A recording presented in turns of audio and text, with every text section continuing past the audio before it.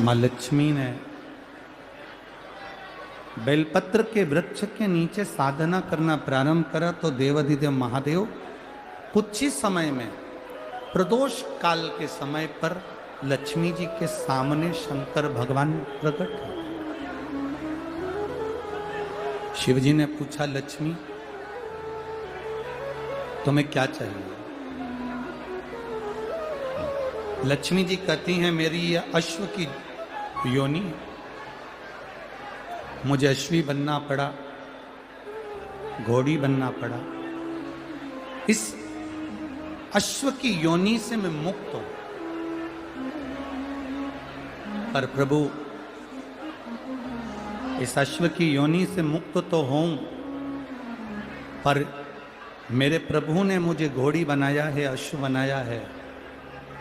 मैं चाहती हूं मेरे नारायण मुझे इसी घोड़ी की योनि में, अश्वी की योनि में प्राप्त करें। इस घोड़ी की योनि में, इस अश्वी की योनि में मेरे स्वामी, मेरे नारायण मुझे प्राप्त। ठीक है, भगवान भोलेनाथ जी ने कहा, आप चिंता ना करें, जिस प्रदोष काल में आप बेलपत्री के वृक्ष के नीचे आती हो,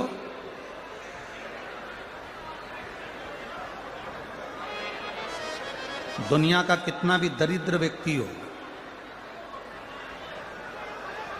चाहे दुनिया का कोई व्यक्ति ऐसा हो जिसका कभी व्यापार चलता ही नहीं हो,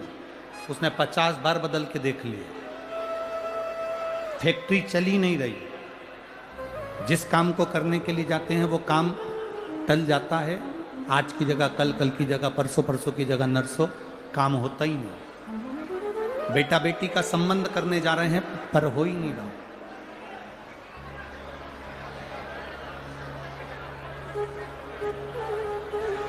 कितना भी दरिद्र से दरिद्र व्यक्ति हो, कितना भी दीन से दीन व्यक्ति हो, एक नियम वो अगर अपनी जिंदगी में बना ले, प्रदोष काल में, प्रदोष के समय पर बेलपत्री के वृक्ष के नीचे एक बार जाकर नमन करना और प्रदोष काल में शंकर भगवान के मंदिर में दिया लगाना, ये दो चीजें अगर वो 3 महीना भी लगातार कर ले तो उसके जीवन में कभी कोई समस्या आ ही नहीं सकती, कोई दुख आ ही नहीं सकता। एक नियम बना, जैसे जिस नारी को, जिस पुरुष को, जिस बच्चे को, जिस बड़े को चर्म रोग हो जाता है, चमड़ी सफेद पड़ने लगती है, जब चमड़ी सफेद पड़ने लगती है, चर्म रोग जैसा जब हो जाता है या चर्म रोग उसको घेरने लगता है, चमड़ी जब सफेद पड़ने लगे या चमड़ी काली पड़ने लगे, या चर्म रोग सोराइसिस जैसी बीमारी तक के लिए है मारो।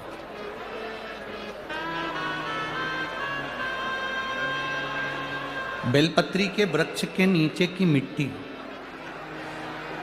बेलपत्री के वृक्ष के नीचे की मिट्टी, उसको जिस पात्र के अंदर शिवलिंग बनाने के लिए हम गलाएं, जिस पात्र के अंदर हम शिवलिंग बनाने के लिए उसको गलाएं और शिवलिंग का निर्माण कर कर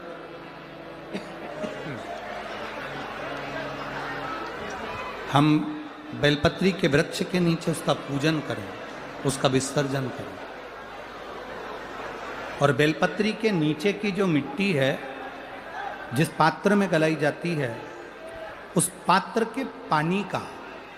स्नान, उस मिट्टी का थोड़ा सा भाग अपने शरीर पर लगाकर, जहाँ सफ़ेद चमड़ी हो रही हो या श्वेत चमड़ी हो रही हो वहाँ लगाकर और उसका स्नान करना यदि हम प्रारंभ करें। परंतु प्रदोष जैसे अपन शंकर भगवान के मंदिर जाते हैं, पूजन करते हैं, उसी तरह बेलपत्री के वृक्ष के नीचे की मिट्टी को गलाकर हम शिवलिंग का निर्माण करते हैं।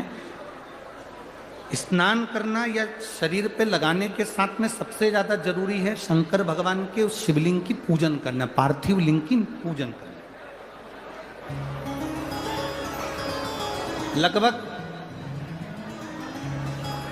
2 शिवरात्रि निकलेगी महीने की, और बाबा जहां जहां से चमड़ी सफेद हो रही होगी वहां वहां से धीरे धीरे बाबा अपने असली रंग को देना प्रारंभ कर देता है। इतना बेलपत्री के वृक्ष की पार्थिव लिंग निर्माण और पूजन की उस मिट्टी का इतना वर्णन हमारे शास्त्र करते हैं।